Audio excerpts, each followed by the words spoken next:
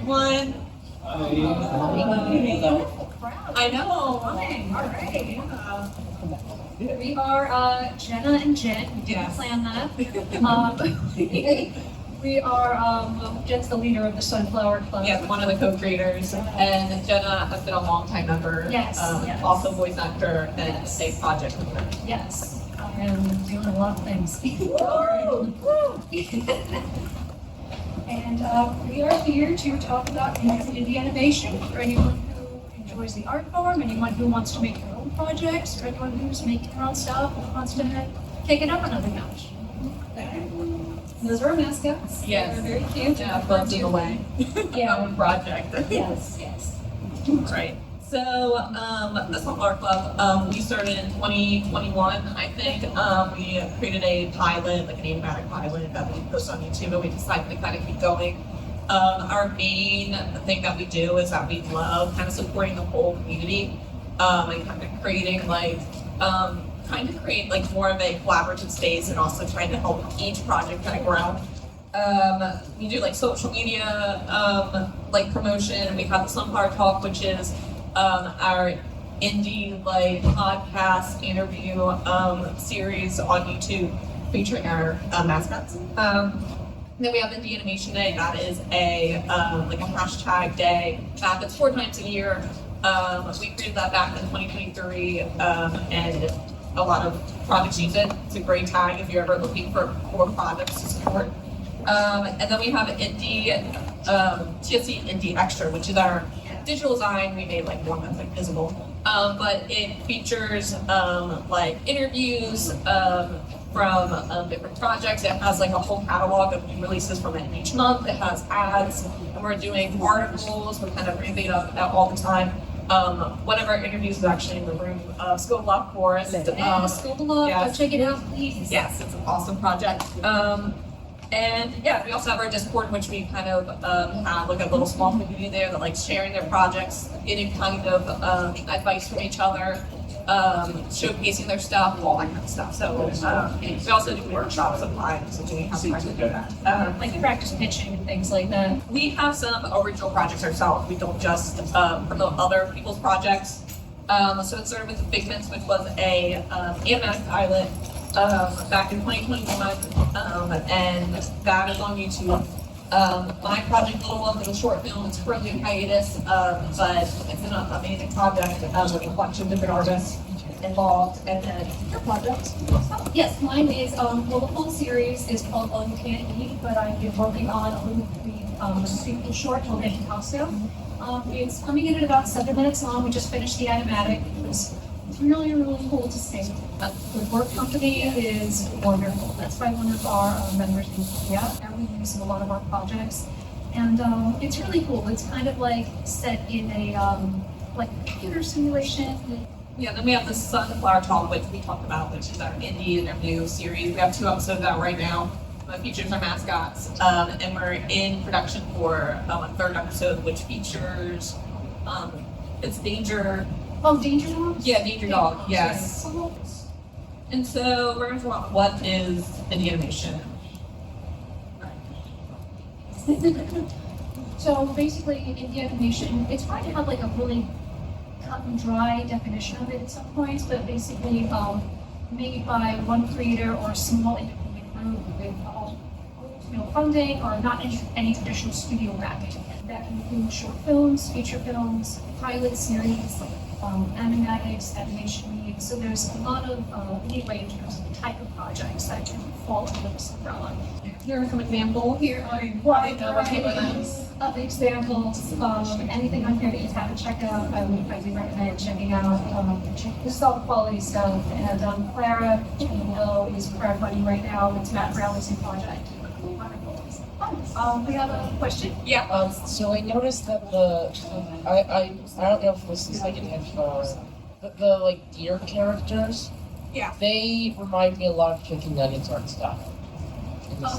Sorry, of what style? Chicken Nugget. Oh, Yeah, I guess it does, yeah. Similar, like simplified, kind of Yeah. I do love chicken nuggets. It's like it made me think of like Chicken Nugget combined with My Little Pony. Yeah, Actually, that is yes. And all their mascots, they kind of represent the different stages of being an artist. Like Bud is our like budding, excited artist, and then Sunny is our more like middle ground, still a little nervous about being an artist, finding it good, and then Blossom is like our mature, very like a little stressed out. Then we have the extra three who are at the very end. I personally love it. So we're going to get into the brief history of animation. In 1980 or 1908, we had Phantasmagory, which was a short film. It was kind of one of the first integrated like short films back then, and that was by Neil Cole. In 1941, that's kind of what kind of kickstarted a lot of like the indie animation because there was an established kind of like mainstream studios at that point. And so post-war, the indie animation movement, many artists of Disney had to go to strike, and they formed the UPA, which is United Production of America. In 1958, I think UPA kind of like dissolved, and then they created, the different artists kind of created their own things, like there was the Hudley Studios, which created one of the first ever Oscar-winning indie films, which was by both John Hudley and his wife, Paul Greenberg. And then in 1916, there was the Bakshi Studios. This is a alternative animation studio that built to give opportunities to women and artists from other underrepresented groups, and they paid higher wages than mainstream studios. They also created one of the first kind of like X-rated, adult animated films for its cat. So I think even back then, you can see a lot of like parallels from what we are kind of seeing now in animation, which is kind of exciting. In the 1970s and 1980s, there's a lot of independent films. You're gonna have like Don Bluth, who everyone kind of knows, The Secret of Him. You have Ocean Bone Alley. You have The Adventures of Mark Twain, The Brave Little Toaster, and you have all these like really big artists and animators coming out, like Bill Plimpton, who is kind of regarded as like the big indie guy. And you have a lot of women, I think, also coming into space. I really enjoyed seeing Lance Schwartz's Pixelation, which is that second image there. And it's one of the first kind of computer animated films ever. It's very like abstract, but it's like very interesting that she kind of saw that first. Then we're going into the 1990s and 2000s. That's when the internet really kicked up the accessibility and distribution of indie animation. So you're going to see Flash animation and GIFs. We have, really, really early South Park with Spirit of Christmas.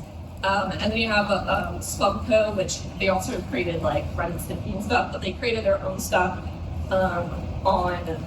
with the goddamn George Liquor program, which was originally supposed to be an MSN original, but then they decided instead to make their own website, and they had like an early budget of like $25,000 per episode, which was an interesting thing to see that they had like a budget for that kind of stuff for early computer distributed animation. And then honorable mention is Cartoon Saloon. This is when they kind of started in the 2000s, and they're still an independent, build company today with Wolf Walker and that.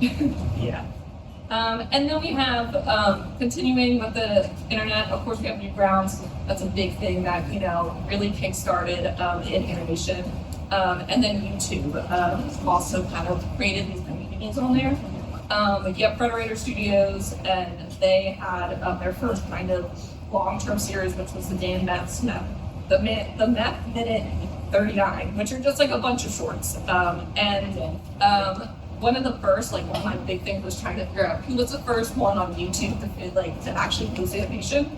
And it was a little inconclusive, but I think it was Jockey Judy, and they had short form animations, very short, simple. And then we go into the 2010s, which I think is kind of the rise of YouTube animators. You're gonna see Alan Becker with those Stickman animations. You're gonna see Odd Ones Out, Smoothie with the Storytime animations, Eagle Raptor, the Warrior Cat fan animations, which is, I think everyone kind of But if you're like around your 20s, you're gonna be like, yeah, that's where I saw my first indie animation. You have a lot of memes and comedy shorts and a lot of student short films. I really wanted to add the Welcome to Hell one that was back in like 2010ish. That was like the first cool film I ever watched. It was always my favorite. You also have Bravest Warriors from Federator. That was a big like series on there, as well as like Ian Honeycomb. And then 2019 is where we kind of see that shift with seeing pilots and original stuff being posted with that has been this whole time. So then we come into the 2020s, which everyone kind of regards it as the golden era. I think COVID kind of created more online spaces, and there are a lot of mass layoffs in the industry. There's AI concerns. I think there's more accessibility to crowdfunding as well. I think people are kind of just wanting to create their own kind of stuff and take back their art. So you're seeing less comedy shorts and more focused about like pilots and narrative shorts. I'm kind of into that shift. I put long bulge. What is it? Long. Yes. I put that there. That was one of the first pilots I really saw, and it's really impressive. And it's also, I think, they were in the industry as well. You're also going to see the rise of glitch production, like we all know. That is Digital Circus, that is Murder Drones, all those shows, and they're kind of really creating a space for really big and popular indie animation. When Laugh and Easy fundraise, I think it was like 2023, 2024. But they got over $2 million for that, and that was pretty crazy. That was the first time I remember watching it like live, like watching the thing go, and I was like, whoa, this is the first time I've ever seen something like that. And then in 2024, that is when Flow wins Best Animated Film. That was a completely indie feature film that it was like, it beat out Disney, it beat out all these other really big projects, and so that was really cool to see. And then you're seeing a great animation and like migration. So you're seeing these like big animators in the industry, such as like Matt Corelli, Dana Terrace, Keon Nye, and then Aaron Blaze. They're all shifting to indie and kind of making their own projects because they're seeing that their projects are either being valued. Like Matt had been in production or like in development for like a short film for like a little bit, right? Yeah. Or no, it was like a full film, and then they just cut it after 3 years. And so I think that kind of shows that like we want to bring back our artistic integrity and also showing what we want to do. But there's still an exciting future ahead of us. I included some of my favorites because there's a lot happening right now in indie. But Zoma Studios, they're an awesome group. They also have a in real life community art studio and event space. But I just think it's really cool, kind of bringing in all sorts of art into indie animation. We have Exceptional Minds. They're a nonprofit, and they both do educational and studio prepared. They give them experience in studio production and stuff, and they work with those on the autism spectrum. And then we also have a few new. I only included 2. There's a lot of projects crowdfunding right now, and I'm noticing a lot of them are making their goals really quickly. So we have Towards Galaxy that I think theirs was only 7,000, but they were funded in 55 minutes. And then Tales of Zale, that was funded in 2 hours. They were 1,050 or 100,050, something like that. But of course, just up there as well, that's still going. And Emily, oh yes, the Strawberry episode 2 is crowdfunding. Yeah, so that's possible. Very exciting.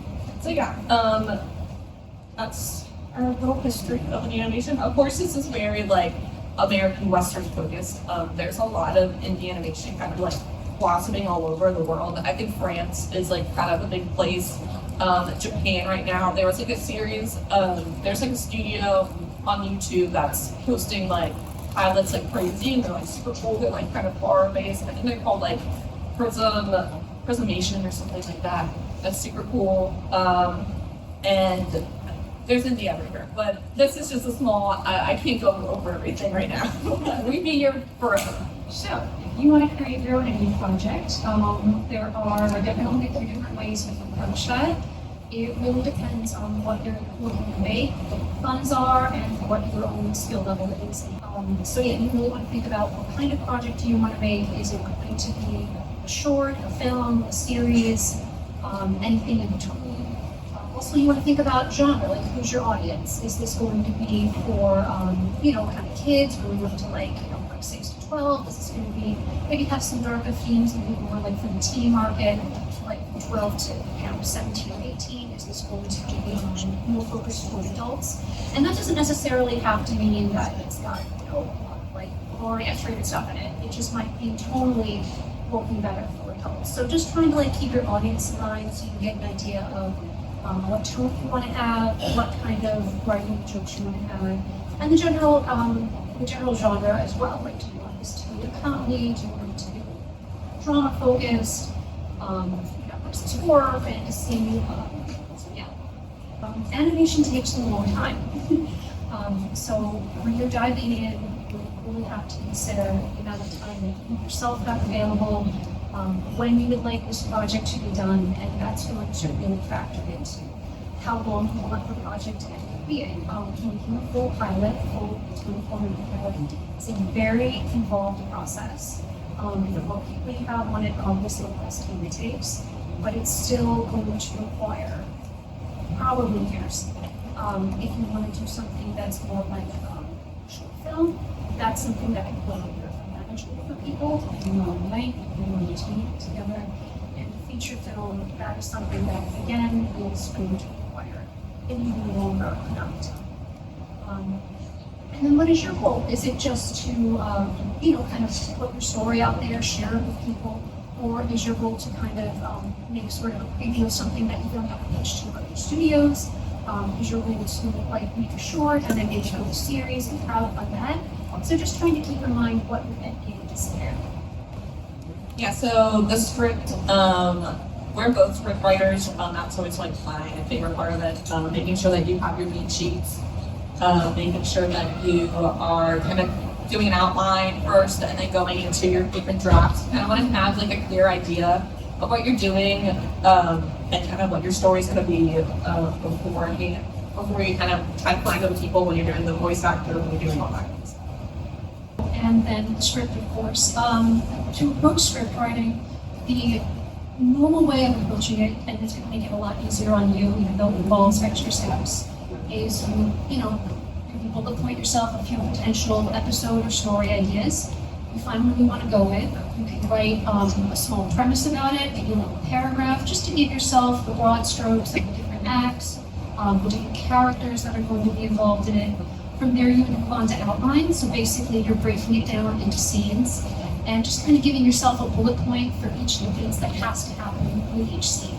And while you're making the outline, if you have like a page count in mind, it can also help to kind of next to each scene heading, just say like, okay, this is going to be like 2 pages out of my goal of no more than 20 pages. And if you go along with that, it can really kind of help you. I tend to overwrite a lot. So it can kind of help keep you from wanting to have a 20-page script and you end up with a 35-page script, and then you did a lot of extra work that you don't have to do that much. It's a little heartbreaking sometimes. So pre-production. After, I would say, I'm not looking to voice over until after you have a full script. It's just going to save everybody a lot of time, and it'll also help keep you from maybe having to recast. You bring people on, the script still isn't ready, the script might take 2 months, 6 months, a year, and then you want them to be in it, but maybe they have other commitments, maybe they've gone moving now and they can't be in it, so I would always wait until script before you start going through the process. Character designs, you're going to want to do turnaround sheets, post sheets for each of the characters. That's going to help give the animatic people and the animators an idea of how these characters move, how they physically express themselves, like what little physical quirks and traits they have that you want to kind of express for them. storyboards would be next. Once you've got the script, you've got the character designs, basic idea of how everything's going to be laid out and what the movements are going to be. You can start moving to the storyboards, which are basically just going to be kind of rough drawings of each of the different segments of the animation. It's not going to look as clean as a full animation does. It's missing a lot of like in-betweens and small pieces, but it's really going to be helpful to see how everything's coming together. If you need to make any adjustments, if you need to change anything before you move on to full animation, if you really want to find out if there's issues at this stage of things, as opposed to getting down the line and being in the middle of animation and having invested a lot of time and money and then realizing, oh, we haven't looked at this stuff. Background design, so that's going to be based off of the storyboards. Definitely recommending a spreadsheet to organize all of this. It is incredibly helpful. And so just trying to get an idea of how many backgrounds you need, what they are exactly, and if there's any that you can reuse, because that's going to save you in the budget from having to commission extra backgrounds that might look very similar. And it's just going to be less work for the artist to do. And then prop design. So anything that's not a character but that's moving is going to be a prop. It's going to have to get animated at some point. So you want to have a sheet that just lists what all of those things are, what they look like in general, and that's going to give the animating people just a way to accurately depict those things consistently throughout it, and it's going to be very helpful for the animators like as well. All right, so production. This is where you kind of get into what everyone kind of thinks of with animation, because you're actually doing animation. Before you get into animating, though, you want to make the animatic, which is usually a cleaner version of the storyboards, and an editor kind of times out of everything with voice actors, lines on the timeline, sound effects, all that kind of stuff. And that's to give to the animators and like kind of better understand what flowing of everything. And then there's layout, which is kind of determining camera angle and character positioning. And then there's animation, which is broken down by roughs, in-betweens, and that's the kind of animation you're doing. VFX, and, you know, of course this is for 2D. I am in no way at all like... We tend toward 2D. 2D, I don't know anything about 3D animation, unfortunately. VFX would be like if you have like a fire and there's smoke, Yes. like that's not necessarily a prop, but that's something that's going to be moving. Yes. There's a lightning strike, a flash of light, it's something like that. And then with post-production, that's where you're editing everything together, final animation. There's also the sound design, that's creating a Foley or adding sound effects to it. We have like a... Oh, it give came you a up. little. All right. All right, let's see if this will play.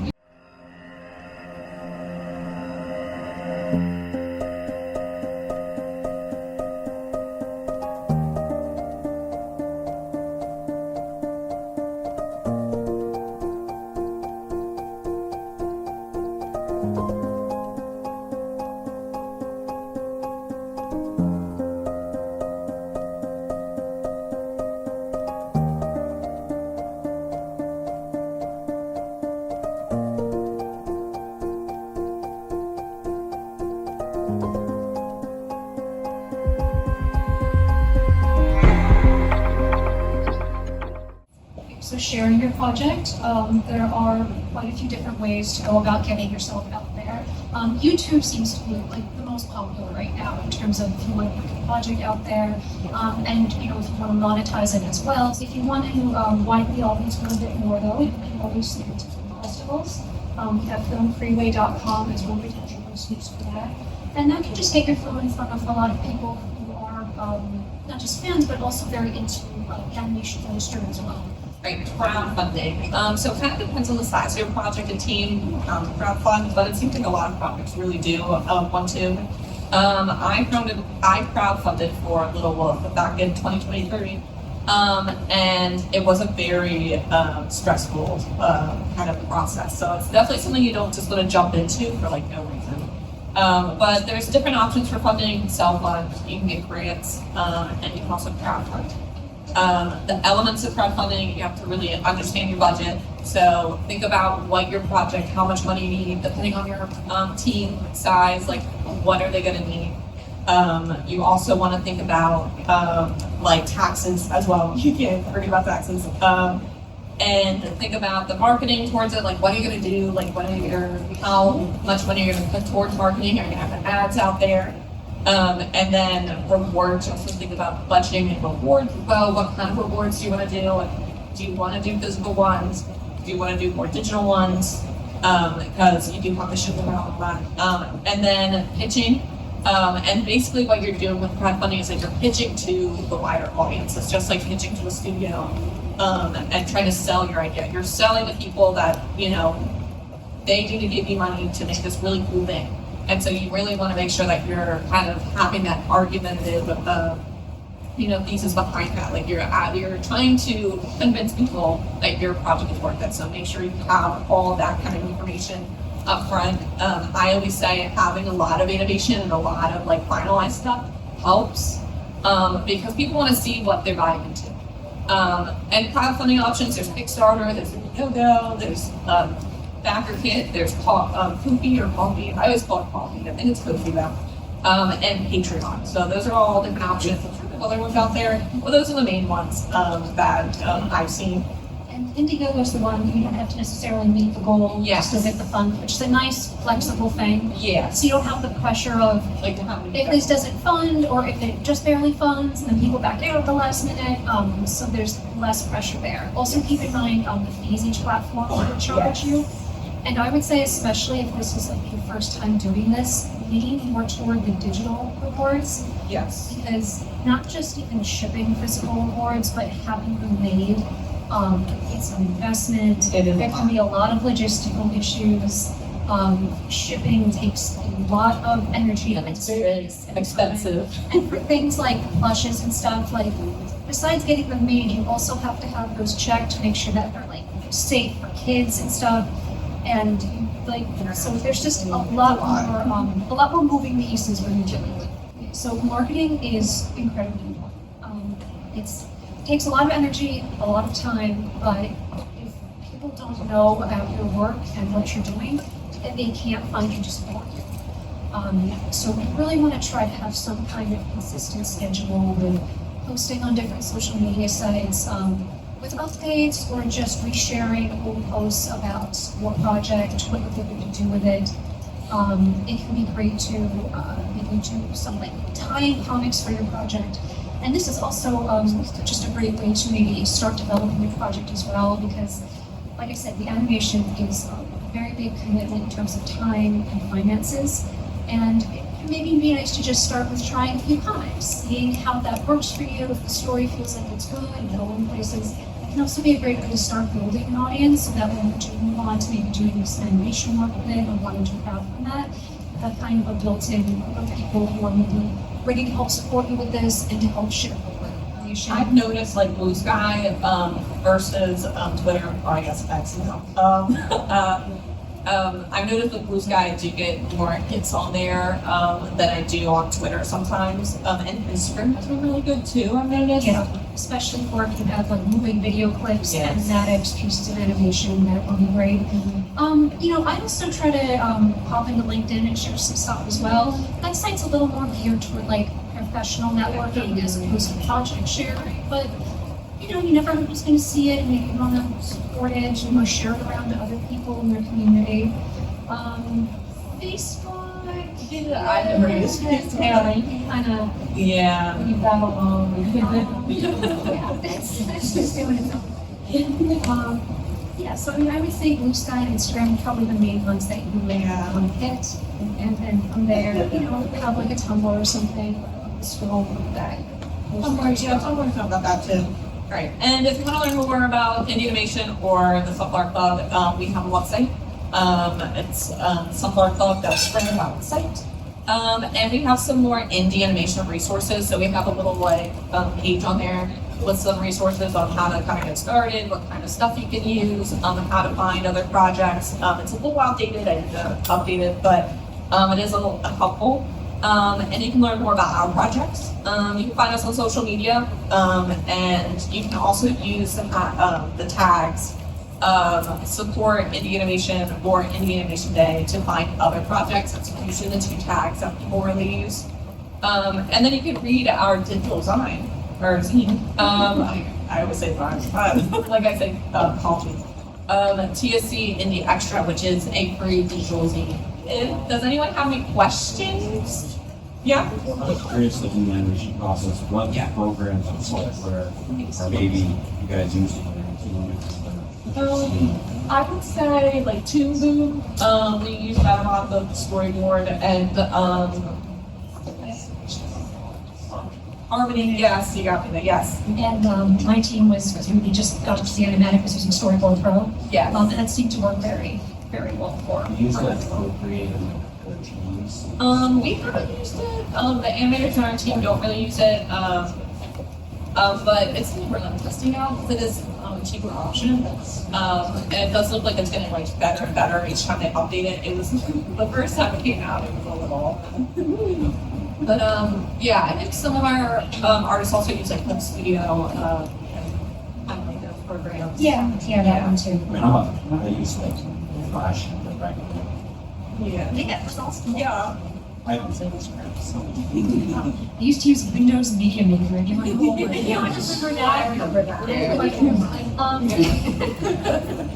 Any other questions? Yes. Okay, about voice recording, is it true that the closet is probably the best place in the house to start? What I would say is the closet, but you want to have like clothes hung up all around so that the nice soft fabric is sort of getting rid of any echo and giving you a nice baseline for your voice stuff. You don't need to run out and buy a fancy booth. You don't need to run out and spend $10,000 on a soundproof. I promise you that. Yeah, so having a nice mic is nice. Again, that's the main thing is to make sure that your sound space is nice and level and quiet and cushioned. So yeah, closet with clothes in it, absolutely wonderful. Especially if it's been carpeted, so you have that like a little bit of extra on the floor as well. You can use Audacity. It's free. It's incredibly user friendly. I still use it. So. Thank you. Of course. So you say that you want your recording area to be very quiet. Would you say that a different kind of recording area would work better, that you should use a different kind of recording area, say, doing music? So I know generally you want to do more an area with Music, I would definitely say you would need a larger space, so you don't have a lot of things echoing off of each other. Voice recording, I mean, my booth is like 2.5 feet by 2.5 feet. Like it is a tight little space. I probably would not do music in there because it would be no place for anything to expand. The sound would sound all kind of compressed together. So yeah, for music, I would definitely say maybe a larger room. You can buy like sound shields to kind of put around to keep the music kind of from echoing, to kind of keep everything in the same place. I am not as skilled in terms of sound treatment and music stuff because I mostly just do voiceover stuff. But yeah, definitely I would say a larger area, and the more instruments you have, the more space I would give yourself. And also just because I don't think anyone would literally play guitar in my booth. I don't think the space thing would work for that. You would have to be angled really harshly. So yeah, there's that. And yeah, and in terms of adding voiceover stuff to the animation, I attempted to do that yet. All of my audio editing has just been for audio dramas, so that's nice because they should have an image component. I probably need something different, which would be like Adobe or something to make that work. But yeah, so there's a lot of free programs out there you can use. There's a lot of programs that if there is a subscription to it, it's lower than some of the fancier stuff that's out there. So definitely shop around, when you're starting. You don't need the fanciest thing off the bat. Just see what out there that's free, play with it, see how it works for you, and then maybe upgrade the books from there. Yes. You're looking for voice actors or like Okay, so what I did, when I was recruiting for my short Anticosto, Twitter still existed in a viable sense of the word. So what I basically did, you can probably do the same thing on Blue Sky, and even maybe on LinkedIn. I put out a call for different positions. I set up a Google form for each of those positions. And I just used different hashtags that would relate storyboarding, concept artist, character design, things like that. I shared it around on socials regularly. I also shared it in Discord groups that I'm part of because I'm in different types of indie projects out there and any kind of job calls, casting call. One really great server is your trans animation server. It's got a lot of great professional people in there, and it's also got like a jobs board and stuff. So if you're doing calls, it's a great one to join up with and be part of. You just search their trans animation server because you have to get an invite to go to it. You don't have to like pass a test or anything. It's just that to keep out the bots. They just have you email one of the mods.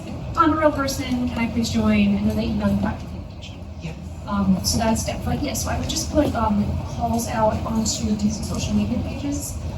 Definitely doing things by Google Forms was much easier than email me a portfolio because my inbox. I mean, I got over like I think it was like over 1,200 applications with 6 roles. Which was a lot to just look through. And having them just organize those by position with Google Forms was a lot easier. For voice acting specifically, very similar thing. You can just put like hashtag voice acting, hashtag voice actor. There's also a couple of accounts that'll repost stuff for you. It's like doing voice acting. It's something like that. But, they'll usually kind of catch whatever people are putting out. Just for all the roles you're putting things out there for, I would just say make sure to be very clear about what the positions are. Be very clear about whether it's volunteer or it's paid. Just so people know, otherwise you're going to get 50 replies that say, is this paid? And it's annoying to have to answer all of them. And just also be very clear, are there set rates? Are they giving recording rates to you?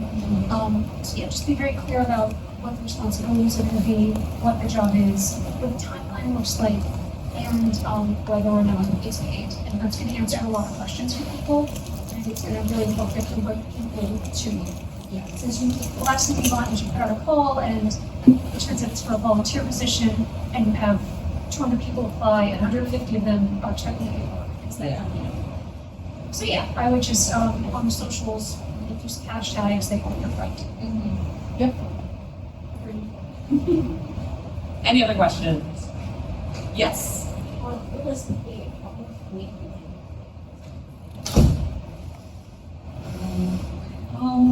Into Anticosto so far, I would say I have put.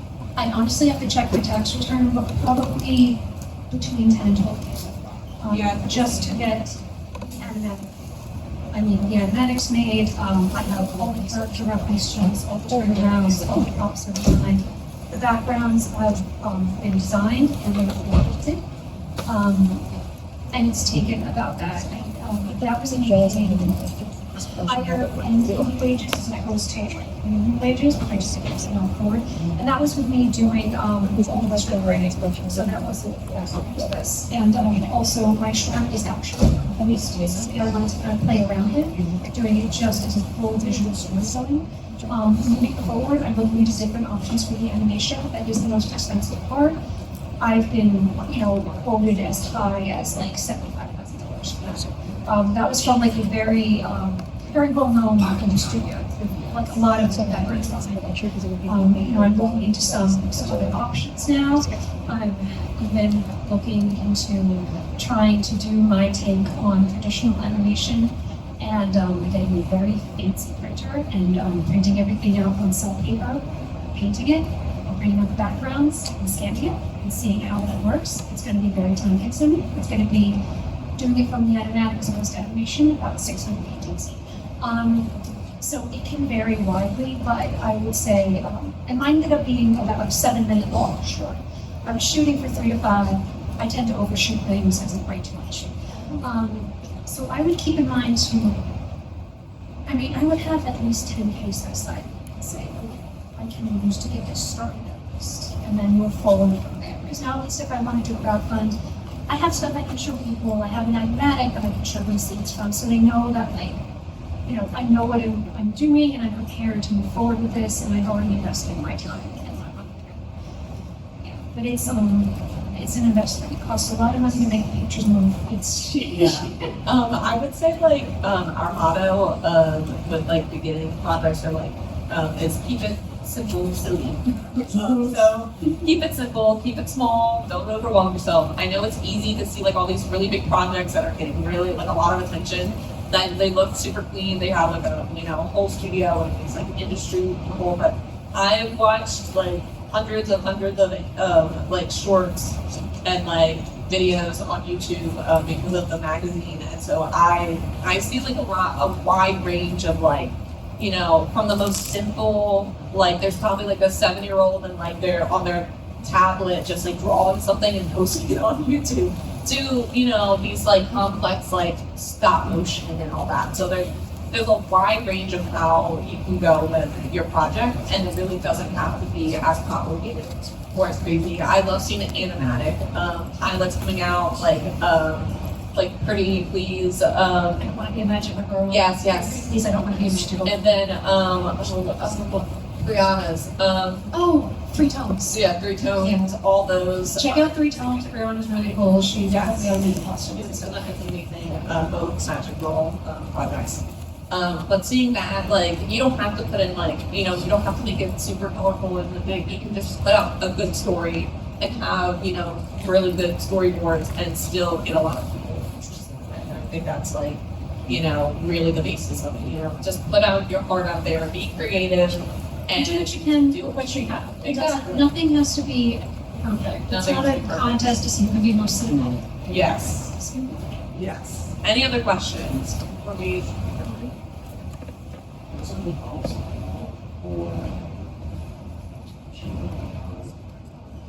Okay.